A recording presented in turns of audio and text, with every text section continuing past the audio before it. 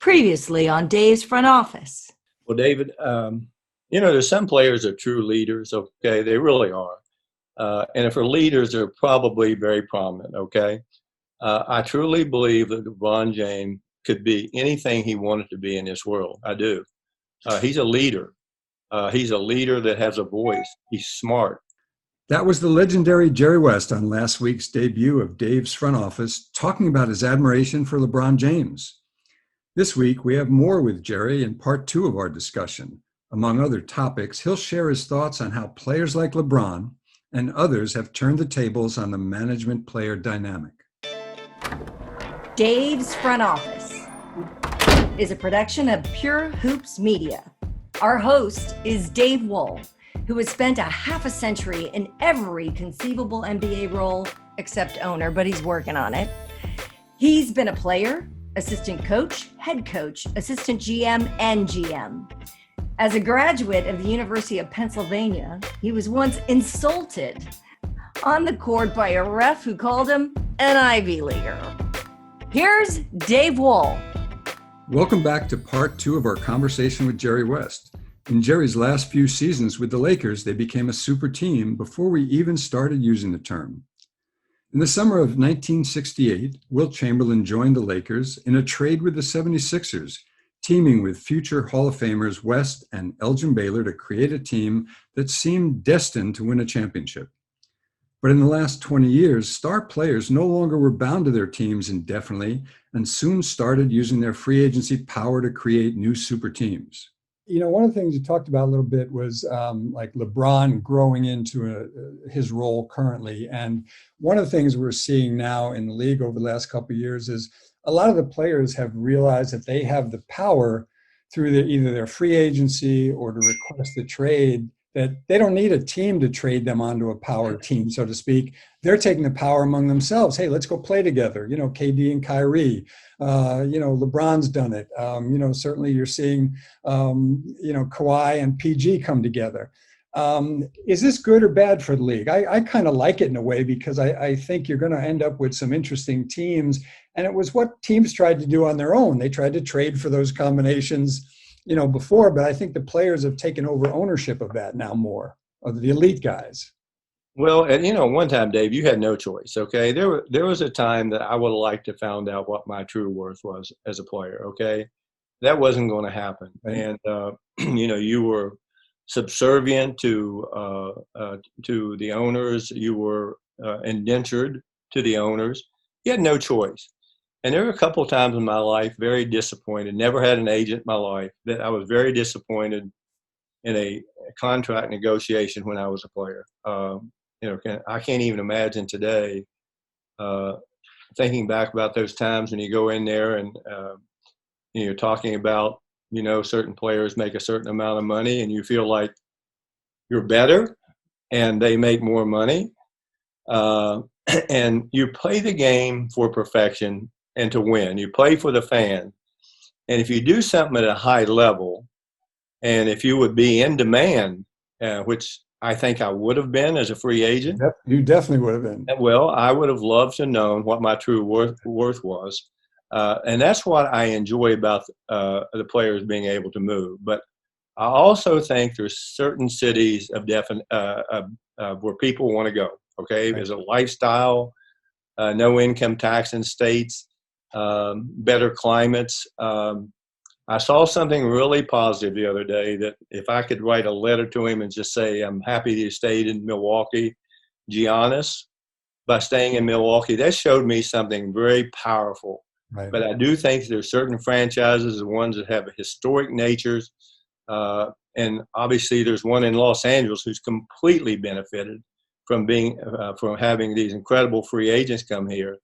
And that's the Lakers, and it's more power to them. It's more power to the excellence of this franchise in winning, and also it's probably players that have some interest in after basketball, and they might have the personality and the wherewithal to get involved in other businesses out here, right, with some very, very powerful people.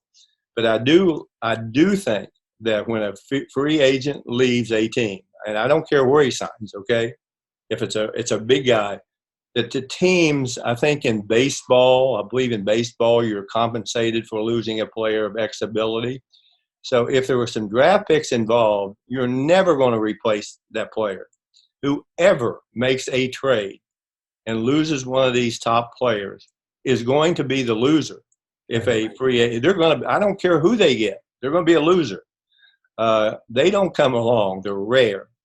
And looking at the Lakers today, to me, they've got probably the two best players in the league on one team. And their future is set. And they're going to be good for a while. And only God forbid, accidents happen to these great players, because it's not only horrible for the team, but for the league. People love to watch these people play. Right. And listen, every time I get a chance to watch who I think is a great player play, I'm going to be watching it. What did you think of the play-in tournament this year? David, I really didn't understand, to be honest with you. I still don't understand it. But, I think the NBA tried to do what they felt was in best interest of the league, and more importantly, the competitive side of it. Look at Phoenix went down there. They didn't lose a game down there. Right. And they got close, and they didn't quite make it. But it's a tribute to them that they kept playing and had a chance to play. But some of these teams are just not good enough. They're young. Some of them are not very talented. And for them, it was hopeless for them. But they at least got a chance to go there and compete. And more importantly, for the league, for their front office, to get a look at some of these players that they wanted to look at, who they're going to have to decide on their future going forward, or are they going to say, well, this guy's not going to play for us? Now, there's been some talk also of a mid-season tournament where they're going to crown a champion. Now, I kind of find that, maybe I'm really old school on this. I like to think of myself as kind of modern and up to date on most things, but I don't see how any team's going to celebrate, any of the quality teams are going to celebrate a mid-season victory. Everybody knows that the true title of 82 games, it's an attrition. You got to get through it. You got to deal with a lot of things. I just don't see it as a big plus. I was curious what your thoughts were. Well, it's almost like an All-Star. Is that going to replace the All-Star game? Yeah, it's like three or 4 weeks. I don't very rarely disagree with the league office, but if I could have a chance to say no, I would vote against no. And obviously, I don't have that voice. I'm just a consultant with the Clippers. That's all I have. Right. I want to pivot now, and I want to talk about the evolution of the game. And, because you've been in the league so long, and I found it interesting, there's one other guy that's just about been in the league as long as you have, and he's another West Virginian, Rod Thorne. You've been in the league 60, Rod's been in 57. You guys have been in this league 117 years. Oh so God. From a perspective standpoint, I figure, you're one of the guys to ask. And you come out of West Virginia, and I want to just kind of go way back, and then we're going to kind of move forward. But, one stat of yours, I think that people would be surprised to know, is that you averaged double-figure rebounds your entire college career. And in fact, your senior year, you averaged like 16 rebounds a game. And I think your first couple of years in the pros, you averaged 8 rebounds a game. I was kind of blown away about that, because I didn't know that either. Well, David, when I was younger, there's certain instincts we all have. Reactionary instincts are, I think, what set some people apart. And at one time, most of the really good rebounders, they're not the huge jumpers. They're the guys that pursue the ball. But I was an athlete before my time, and I don't even like to talk about it, but I was. I could jump higher, could run faster than anyone. Instinctively, I was gifted, and yet I was just very crude as far as my offense ability, and something that came later in life. But I always had coaches that stressed defense, and I'd always been a really good rebounder, and probably shockingly, I was a great shot blocker in college because of my ability to jump and highly and quickly. But it was something even in the NBA when I was not looked at as a offensive threat my first year very much, because I didn't play a whole lot in my first year. And I think I looking back at that time, it was probably a very formative time, and I had to figure out a way to get in the game. The way I could get in the game would be a defensive player, a rebounder, and pick up loose balls and steals. And if I scored, which I did, I think I averaged over 17 a game. And then the off season for me, that was a huge. My first year and toward the end of it, we made the playoff, and I played really well in the playoff. I thought for me. But getting to the next year, I really felt that I was going to take a big step, and I did. I think I averaged over 30 points a game. I made the All-Pro team. And I really felt that I had a lot more in me to be a total basketball player. But it was just something that I enjoy. David, I love the competition. I'm still competitive today. There's things that you wish you could do a little bit better in terms of being involved a little bit more. But those days are over for me, and I'm just an advisor, I mentioned earlier. But I enjoyed those days, and we pressed and trapped and ran. We were one of those teams that were probably the first team that truly played a very quick-paced game. Little did I know that we were going to see more and more of it going forward, and particularly the advent of the free throw line, right. Three-point line. When in your career, you actually averaged, I had to look this up, you averaged 39 minutes a game in your career, 41 in the playoffs. But when you came in, there was no real understanding, Jared, of how to take care of your body, physically for the rigors of season after season. And, it's definitely changed. And when I look back on it, here's how I always looked at it. I said, nutrition was basically steak and potatoes. Fuel was kind of coffee and cigarettes for some guys. Hydration was the 6 packs of beer they gave you in the locker room. Conditioning was chasing fast women in the bars after the game. Load management was how much do I need to pack for a week on the road? And rest and recovery was the summer. And that was about the extent of what they knew about training and nutrition and even taping your ankle. And you see what's available to players now, and you talked about it a little earlier. The medical stuff has improved dramatically. There's customized food plans and training plans. They get customized shakes and vitamins and blood analysis and things like this. If you were playing today, how much would those advantages, including the charter travel and the better hotels and all the other stuff, how would that have made you a better player? I mean, would that have protected you more against some of the injuries? I mean, can you see how that would have given you some greater advantages than you had? Well, David, one of the things I'm really, when I look back and I look at, you look on YouTube and all these training drills for players, as a player, I didn't weigh enough. I could eat anything I wanted to, but it certainly wasn't, it was very much like you mentioned. I didn't go out of my room. I stayed in all the time. I was taught in college I didn't drink. I probably in my life, maybe drank a case of beer. I hate beer. I'm not a drinker. And I didn't enjoy going anywhere. I was painfully shy. And it took a while, David, for me to really try to find a way just to get sleep. You have roommates.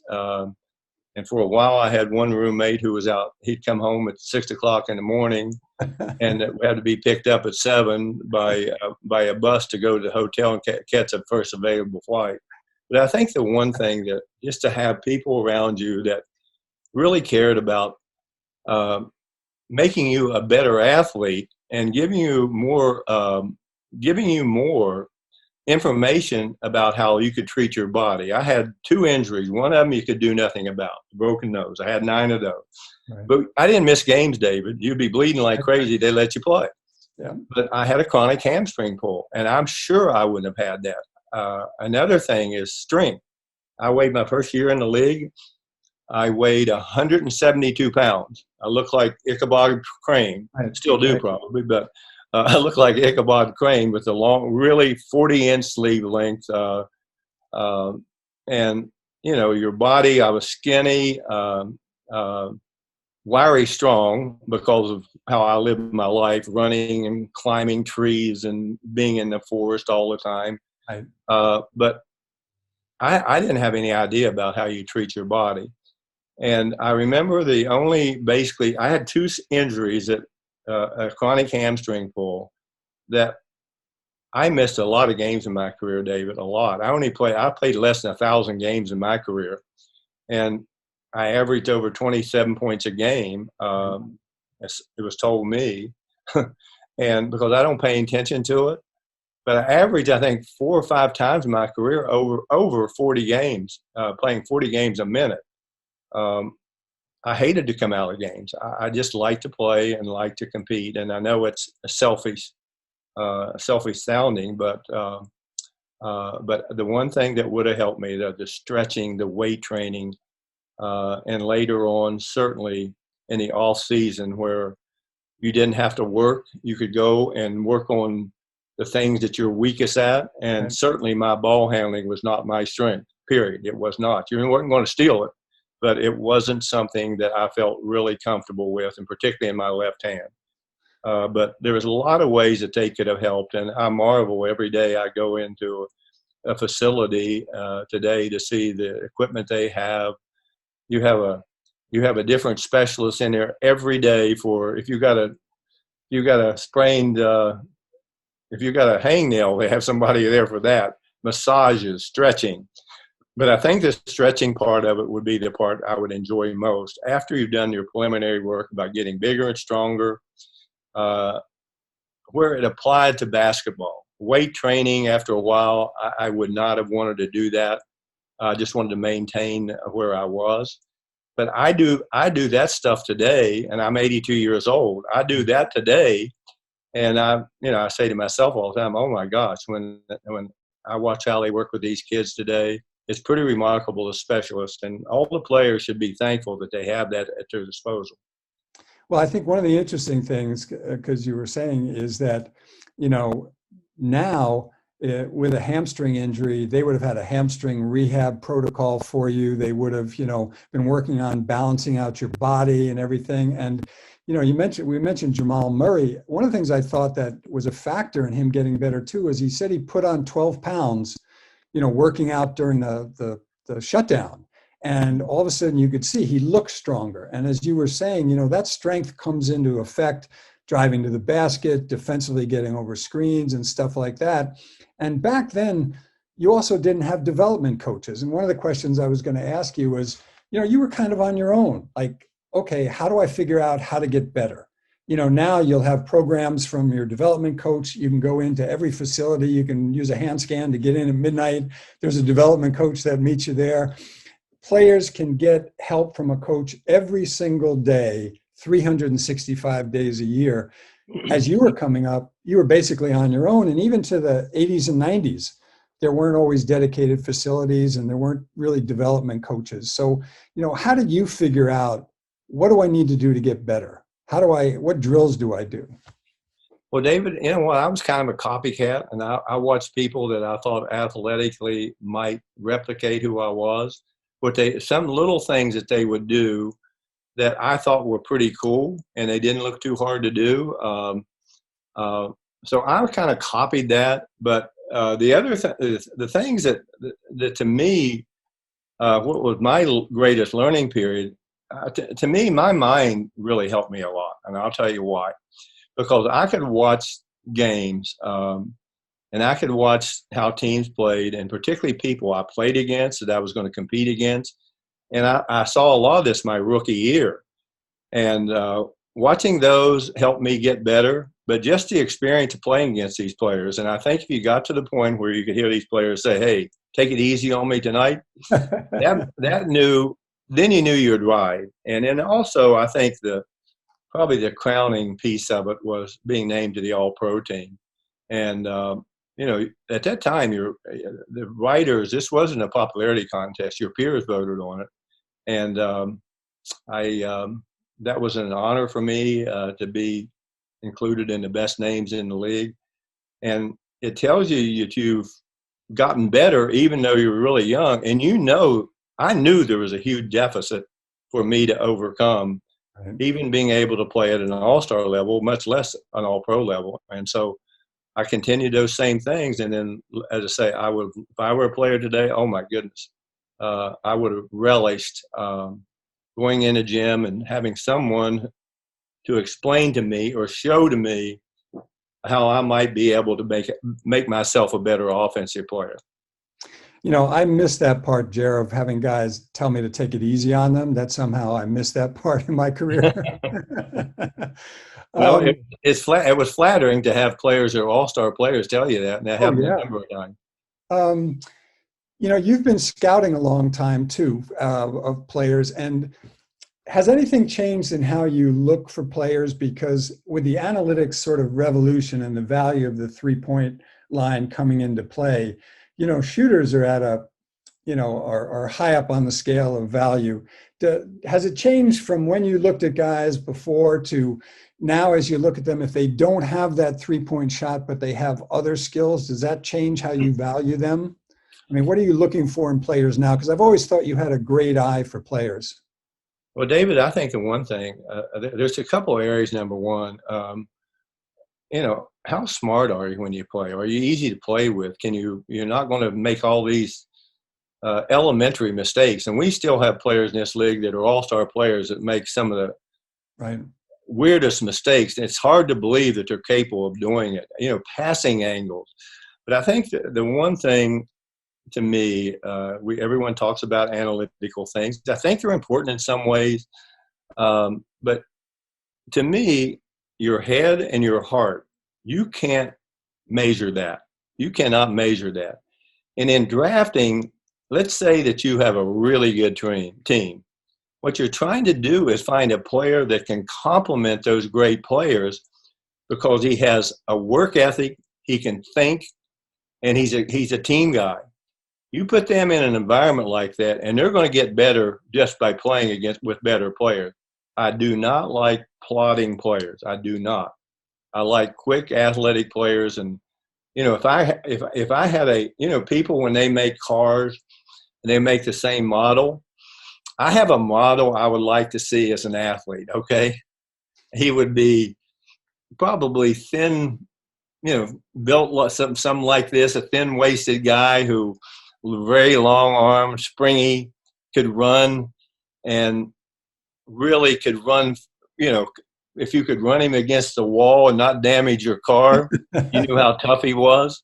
But that's one of the things I've always admired about players. And today, obviously, three-point shooters seem to be at a premium because they value it so much. I see times when guys will be running out and have a wide open layup, Dave, and you might be ahead.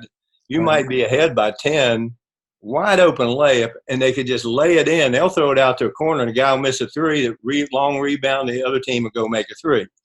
I like the sure baskets, but there's things I definitely like, probably maybe a little bit more than other people, and that will never change.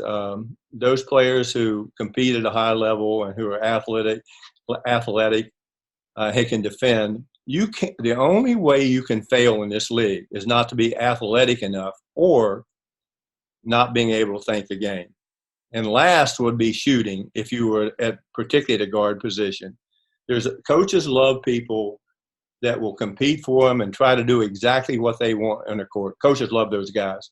Right. And also getting a player if you got a lead, you go in there and you know that he's not going to do something stupid to take a 24-point lead down to nothing. Right. And leave them out there too long, and they can do that. And but also when I look at players today, I know how hard and how the path they want to take with their lives and what they want to do. Obviously, what they want to do is become professional players. And when you say goodbye to them, if they're not good enough, or when they get traded, those are the most difficult things particularly for me, when I was involved. And saying goodbye is a hard thing to do. Right.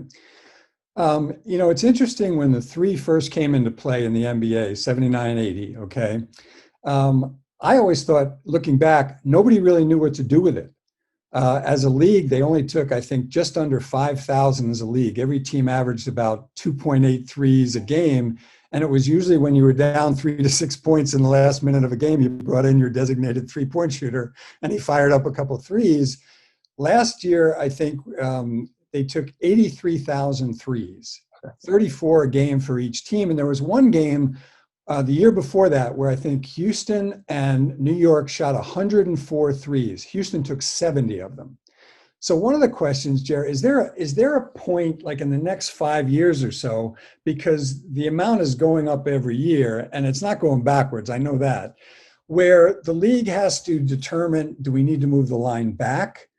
You know, are there too many threes, or not so many too many threes, but too many people able to shoot threes consistently at a high level? Because now some guys are shooting threes at the same rate that some guys can make twos. So I'm curious what your thoughts are on that, because, you know, at some point, does it just become a game where, you know, a couple dribbles over half court, everybody's firing up a three, and the fans don't like it anymore because there's no more excitement to it? Right.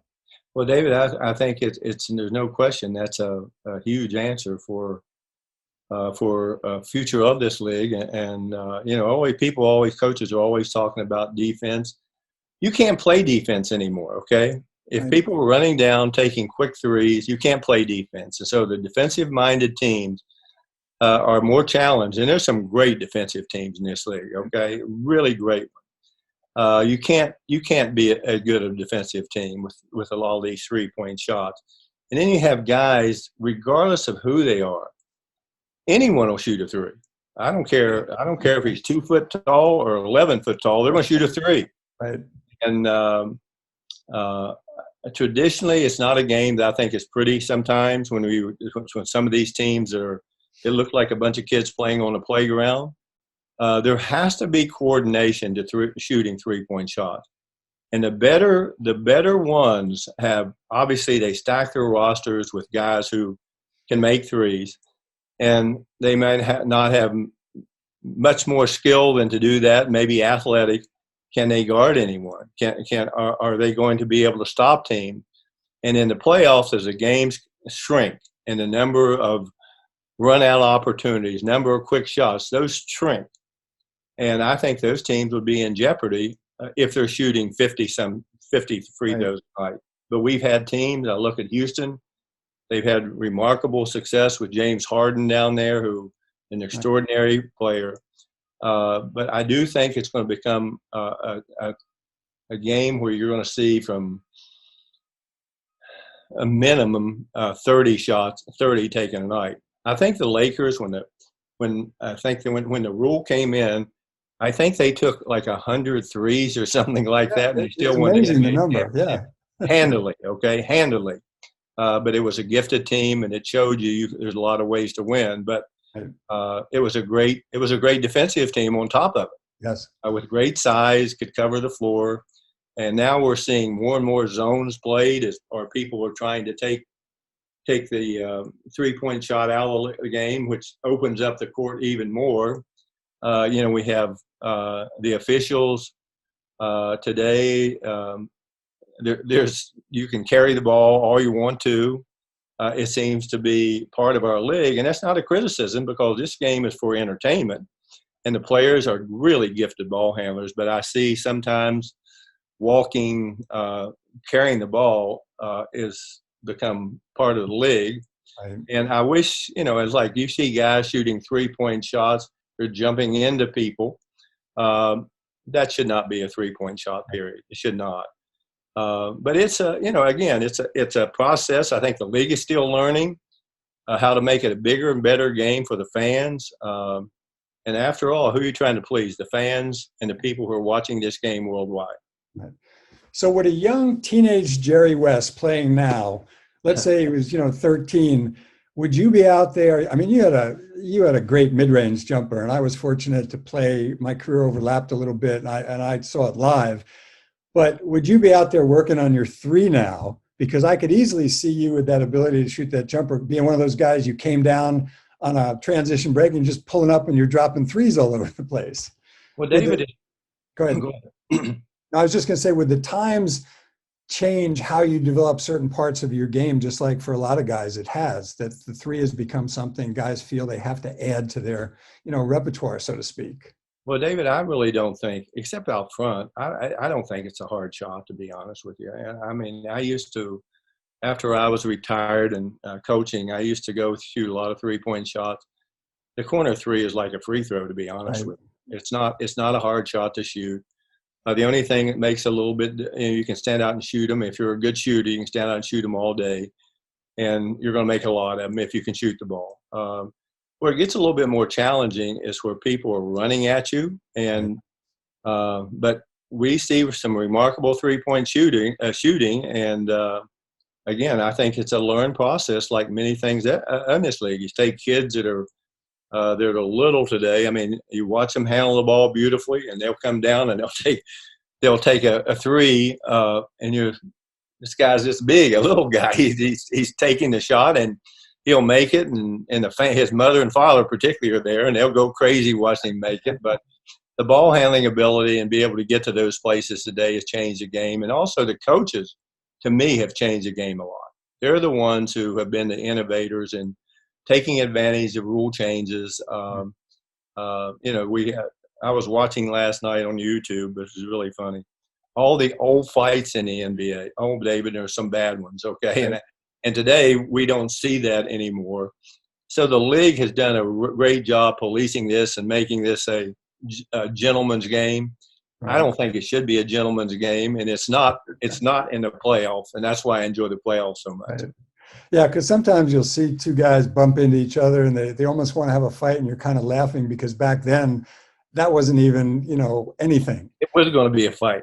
Yeah. So, one of the things that, as you look back over maybe the last 8 to 10 years, especially, you're seeing obviously more threes. You're seeing, stretch fours and stretch fives. You're seeing much more, freedom of movement in offenses, a lot more dribble handoffs, more back doors.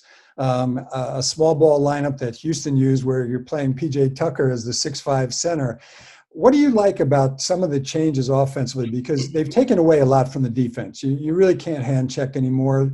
Scorers have much more ability to go to the hoop, and you almost can't touch them anymore. But what do you like about the more freedom of movement and more of the open court stuff? As you look back as you as a player, how would you have liked to have fit in with some of those? Well, I think it would be like professional football. My goodness, you can't even touch a quarterback today, okay?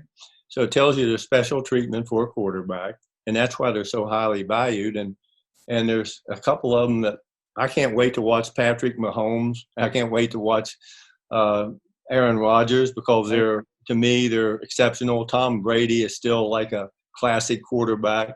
But the first two have something really special about them. And they seem to, they don't like to get hit, nor would I like to get hit by a guy of those sizes. But I do think that there's the league has changed. There's no question. And I see these players, as I described to you before, at one time they were all Fords and Chevys in this country. Every year they had a model, I don't know, Bel Air or for Chevy. I don't know what the Ford was. But it looks like these players are all built out of the same kind of mold. Right. At an early age, look at Anthony Davis, who to me there's no better player in the league than him. He used to be a guard. Have you watched him handle a basketball? Yeah. He's amazing. And he can shoot from everywhere. He does everything. But he started at an early age as a guard, and he obviously grew to be a huge man. And I just think the kids pick the game up so early. You never know when they're going to have this enormous growth spurt. And it's amazing what these kids have done. You got to give them credit. But obviously the system will let you do some things now that weren't acceptable years ago. And I think the game will continue to evolve. I had somebody suggest to me the other day, are they going to have a 4 or 5 point shot? Right. Well, if they're going to have that, I'm not going to watch. I'm not going to watch. I like to see the things that most people – if I'm a fan, I think the one thing that I enjoy most is to watch people that can really pass the ball. Right. That, to me, is the beauty of the game. Everyone dunks today, so that's not – it's not something unless we have some of these kids that play on a trampoline that they're so athletic and so look like ballet dancers, to be honest with you, how graceful they are. You go in there and avoid people, and this enormous jumping ability and some of the dunks they made they're truly spectacular. I love to watch that, but also love to watch the passing aspect in many cases, which will get you to that point. I want to touch base on two of the things you were talking about, because I think what's happening too is, and it has to do with the 3-point shot. I think more young kids probably look at this as they start playing basketball, 10 years, 11 years, 12 years old, whatever.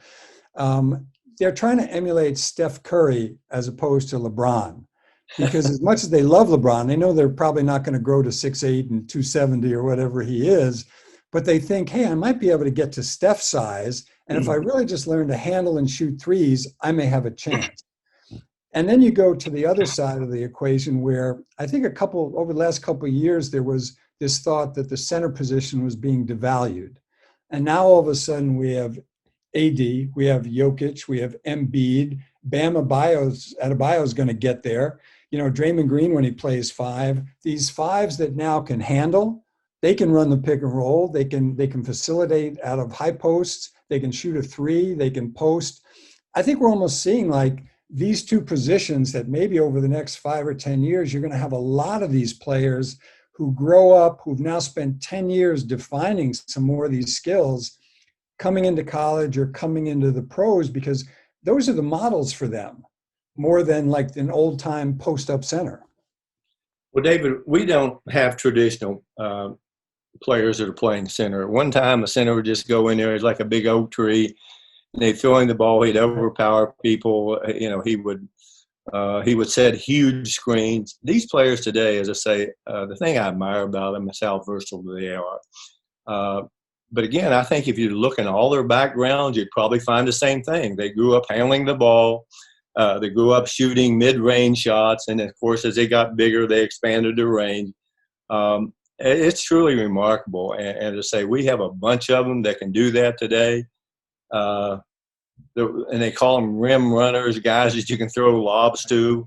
But the versatility of the players, to me, is what's made the difference. But having traditional centers, there's not very many of them left. There's not. And if any, and because if you're not versatile enough to move outside and make a free throw, a shot from the free throw line, or maybe even a 3, right. Everyone is looking for that special big guy that is so much more versatile than what we've seen in the past. But again, it's an evolution of the game. And there's some really good young players out there. It's interesting to see how their game will change as they get into their, 28 to 30, which is starting, to me, the prime years for a player, 28 to 34. I think that's a prime year, a prime of players play. And we're talking about people that are really young, that are continuous to prosper and get better. I want to touch base with you to go shake your memory bank a little bit. In 1960, you're in Rome, you win a gold medal. There were a lot of excellent athletes then, but 2 that jumped out. Rayford Johnson just passed away recently, and Muhammad Ali won gold there too. Do you have any memories of interacting with them or just watching them compete at the same time in their events? Well, David, we stayed in the same village together. Okay, we didn't stay in hotel rooms. We stayed in Rome. We were in Rome, and it was really hot there and humid, no air conditioning. So I don't sleep very much anyway, and that was a problem. But you could hear Muhammad Ali. You could walk under this whole building. Okay, you could hear him chanting, and he always had a bunch of people with him. And very familiar with him. I got to know him a little bit, and of course, to see his life, and I've read so many books on him that, and I have great admiration for the courage he showed years ago and what he went through in his life. And then I do remember Rayford Johnson. Well, of course, he was a big favorite going over there, and he was as nice a person as you ever want to meet, as was Ali. But Rayford, I got to know him here in Los Angeles, and he was a marvelous human being. You can never find anything in his life that wasn't about excellence.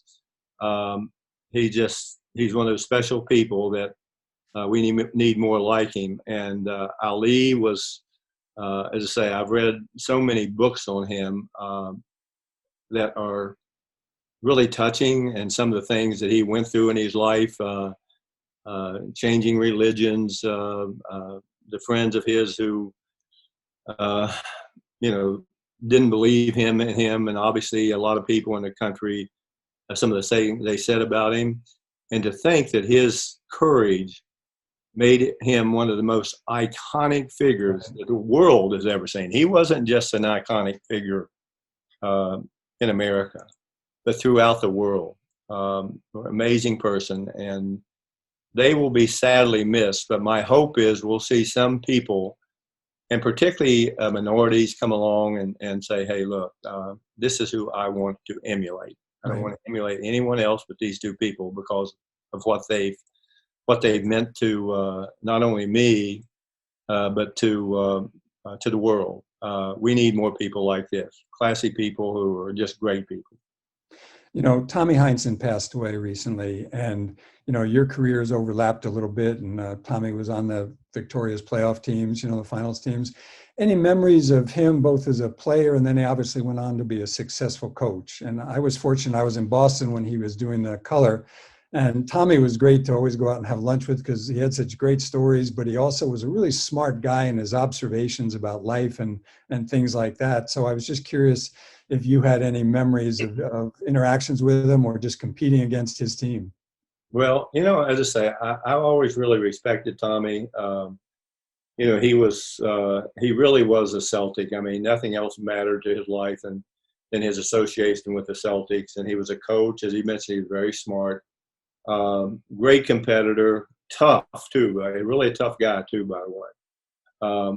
And listening him on the Boston Celtic broadcast, I used to laugh all the time. Oh my God. There was an official in the league that he liked because they were all against the poor Celtics, okay? And just knowing some of the things, but he paid me one time the greatest compliment ever, and I'm not going to bring it up, but he paid me one of the best compliments ever as a player, and I will be ever thankful that he said what he said, and I will keep that to myself. But people like that you miss, the long association with the Celtics. And having said that, the Celtics have always had this family-like atmosphere.